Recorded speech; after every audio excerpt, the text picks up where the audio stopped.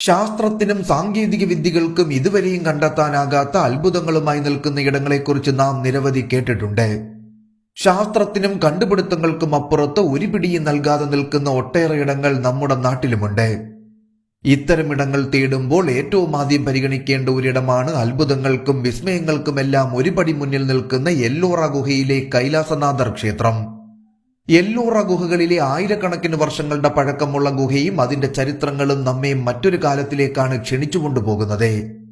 ഭാരതത്തിന്റെ നൂറ്റാണ്ടുകളപ്പുറമുള്ള ചരിത്രത്തിലേക്ക് കൈപിടിച്ചു കൊണ്ടുപോകുന്ന എല്ലോറ ഗുഹകൾ ചരിത്രപ്രേമികളെ മാത്രമല്ല, വിശ്വാസികളെയും ഭാരതത്തെ അറിയാൻ നാടുകൾ ചുറ്റിക്കറങ്ങുന്നവരെയെല്ലാം ഒരുപോലെ ആകർഷിക്കുന്ന ഒരു സ്ഥലമാണ്.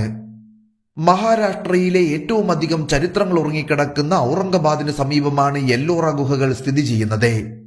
യുനെസ്കോയുടെ ലോക പൈതൃക സ്ഥാനങ്ങളിൽ ഒന്നായി ഇവിടം ശില്പകലയുടെ ഉത്തമ ഉദാഹരണമായാണ് അറിയപ്പെടുന്നത്. 100ഓളം ഗുഹകളായിരുന്നു എല്ലോറയുടെ പ്രത്യേകതയെങ്കിലും അവയിൽ 34 എണ്ണത്തിൽ മാത്രമേ സഞ്ചാരികൾക്ക് പ്രവേശനം അനുവദിക്കുന്നുള്ളൂ. 34 ഗുഹകളിൽ ആദ്യത്തെ 12 എണ്ണം ബുദ്ധക്ഷേത്രങ്ങളും പിന്നീടുള്ള 17 എണ്ണം ഹിന്ദു ക്ഷേത്രങ്ങളും ബാക്കിയുള്ള 5 എണ്ണം ജൈന ക്ഷേത്രങ്ങളുമായാണ് അറിയപ്പെടുന്നത്. 5-ാം നൂറ്റാണ്ട് മുതൽ 10-ാം നൂറ്റാണ്ട് വരെ നീണ്ടുനിന്ന കാലത്തിനിടയിലാണ് ഈ ഗുഹകൾ നിർമ്മിക്കപ്പെട്ടത്. എല്ലോറയിലെ 16-ാം നമ്പറായി അടയാളപ്പെടുത്തിയിരിക്കുന്ന കൈലാസനാഥ ക്ഷേത്രമാണ് ഇവിടുത്തെ ഏറ്റവും മഹത്തരമായ നിർമ്മിതി. ഭാരതത്തിലെ അന്നും ഇന്നും ഇനിയെന്നും തലയുയർത്തി നിൽക്കുന്ന ഏറ്റവും ഉദാത്തമായ കലാശില്പമാണ് കൈലാസനാഥ ക്ഷേത്രം എന്നാണ് പറയപ്പെടുന്നത്. എല്ലോറയിലെ ഏറ്റവും പ്രത്യേകതകൾ നിറഞ്ഞൊരു നിർമ്മിതിയാണ് ഈ കൈലാസനാഥ ക്ഷേത്രം. 31.61 മീറ്റർ നീളത്തിലും 46.92 മീറ്റർ വീതിയിലുമായി പിരമിഡിന്റെ മാതൃകയിൽ 3 നിലകളിലായിട്ടാണ് ഈ ക്ഷേത്രത്തിന്റെ നിർമ്മാണം. ഒറ്റക്കല്ലിൽ നിർമ്മിച്ചിരിക്കുന്ന മഹാസൃഷ്ടികളിൽ ഒന്നാണ് കൈലാസനാഥ ക്ഷേത്രം.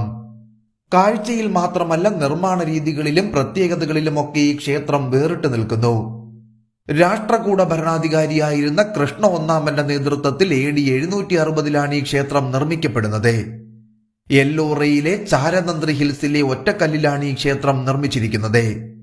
സാധാരണഗതിയിൽ തറകെട്ടിയാണ് നിർമ്മാണ പ്രവർത്തനങ്ങൾ തുടങ്ങുന്നത് എങ്കിൽ ഈ ക്ഷേത്രത്തിന്റെ നിർമ്മാണം തുടങ്ങിയത് ഏറ്റവും മുകളിലെ ശിക്കാര ഭാഗം നിർമ്മിച്ചുകൊണ്ടായിരുന്നു എന്നതാണ് ഏറ്റവും ശ്രദ്ധേയം. ദൈവങ്ങൾ അധിവസിക്കുന്നു എന്ന് വിശ്വസിക്കപ്പെടുന്ന കൈലാസ പർവ്വതത്തിന്റെ രൂപത്തിലാണ് ഈ ക്ഷേത്രം നിർമ്മിച്ചിരിക്കുന്നത്. ഇതിനെക്കുറിച്ച് സൂക്ഷ്മമായി പഠിച്ചവർ പറയുന്നത് ക്ഷേത്രം കല്ലിൽ കൊത്തിയെടുത്തപ്പോൾ തന്നെ വെള്ള നിറം കൊണ്ട് ക്ഷേത്രം മുഴുവൻ പൂശിയിരുന്നു എന്നാണ്. കൈലാസ പർവ്വതത്തെ പോലെ തോന്നിക്കാനായിരുന്നു ഇത് എന്ന് വിദഗ്ധർ അഭിപ്രായപ്പെടുന്നു. ലോകത്തിലെ ഏറ്റവും പഴക്കം ചെന്ന കല്ലിൽ കൊത്തിയിരിക്കുന്ന ക്ഷേത്രവും ഇതുതന്നെയാണ്. അക്കാലത്തെ ക്ഷേത്ര നിർമ്മാണം നടന്നപ്പോൾ ഏകദേശം 400 ടണ്ണിലധികം കല്ലുകളാണ് ഇവിടെ നിന്നും മാറ്റിയത്. എന്നാൽ ഇന്നും ശാസ്ത്രത്തിന് പോലും അത്ഭുതമാണ് എങ്ങനെയാണ് ഇത്രയും കല്ലുകൾ ഇവിടെ നിന്ന് മാറ്റിയത് എന്നത്.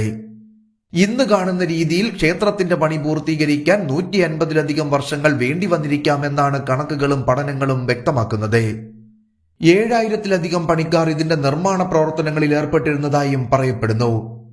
വൈദ്യുതി ഒന്നുമില്ലാതിരുന്ന കാലത്ത് ഇരുട്ടുമ്പോഴും വെളിച്ചം കാണുന്നതിനായി കണ്ണാടിയുടെ പ്രതിഫലനം ഉപയോഗിച്ചിരുന്നുവെന്നും പറയപ്പെടുന്നു. ഇത്രയൊക്കെ ആണെങ്കിലും പലരും വിശ്വസിച്ചിരിക്കുന്നത് ഇത് മനുഷ്യനിർമ്മിതിയല്ല എന്ന് തന്നെയാണ്. ആയിരക്കണക്കിന് വർഷങ്ങൾക്ക് മുൻപ് യാതൊരു സാങ്കേതിക വിദ്യയും കൂടെയില്ലാതിരുന്ന സമയത്ത് മനുഷ്യർക്ക് ഇങ്ങനെയൊരു നിർമ്മാണം അസാധ്യമായിരുന്നു എന്ന് തന്നെയാണ് ഇതിനുള്ള കാരണം. ബഹിരാകാശ ജീവികളോ അല്ലെങ്കിൽ അന്യഗ്രഹത്തിൽ നിന്നുള്ളവരോ ആയിരിക്കാം ഇത് നിർമ്മിച്ചത് എന്നതാണ് മറ്റൊരു വിശ്വാസം. 1682 ഔറംഗസീബ് എന്ന മുഗൾ രാജാവ് ഇത് മുഴുവനായും തകർത്തു കളയാൻ ഉത്തരവിട്ടിരുന്നു. 1000 ആളുകൾ 3 വർഷം നിരന്തരം പരിശ്രമിച്ചിട്ടും ഏതാനും ചില കൊത്തുപണികൾ ഒഴികെ ഒന്നും തകർക്കാൻ കഴിഞ്ഞിരുന്നില്ല എന്നതാണ് ഏറ്റവും ശ്രദ്ധേയം.